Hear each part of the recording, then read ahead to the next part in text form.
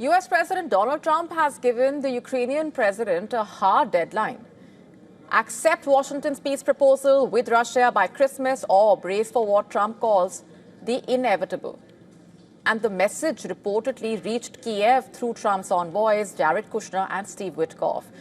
They reportedly held a 2-hour phone call with Zelensky after meeting the Russian president in Moscow.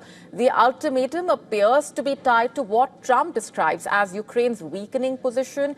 In a recent interview, Trump said Russia enjoys a decisive advantage in the war. The US president has said that Moscow's size and military strength ultimately tipped the balance. In the interview, Trump also claimed, in fact, he also repeated his claim that Kiev is using the war to delay elections.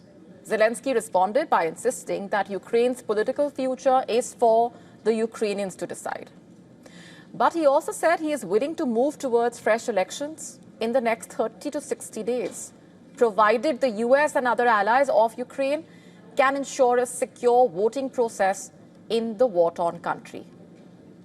The Ukrainian president also said that he has asked the lawmakers to study potential amendments to laws that currently block voting during wartime. His 5-year term expired last May. And though the Constitution prevents elections under martial law, Zelensky added that he will send Washington updated proposals for ending the war within a day, as pressure from the US continues to mount. Trump is urging Kiev to accept a draft settlement Washington, in fact, designed, and a draft that several of Ukraine's allies criticized as leaning too far towards Russia. The plan calls for Ukraine to relinquish the Donbas region in exchange for security assurances that fall short of NATO membership, Ukraine's long-standing objective. In fact, during a televised event, the Russian leader referred to Donbas as historically Russian territory, reinforcing Moscow's stance.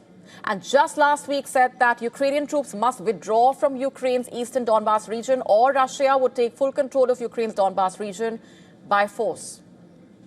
Russia's foreign minister, meanwhile, publicly praised Trump for his role in the latest peace efforts. Addressing Russia's upper house of parliament, Lavrov said Trump stands out as the only Western leader who, in his view, understands the roots of the conflict. The only Western leader who cares about human rights in this situation is also Donald Trump, because the proposals that, I hope I'm not revealing a big secret, the ones that Stephen Witkoff brought, which were discussed in detail with the President of the Russian Federation, specifically mention the need to ensure in Ukraine, or what remains of Ukraine, the rights of national minorities and religious freedoms in accordance with international obligations. To stay up to speed with the latest news, download the WION app and subscribe to our YouTube channel.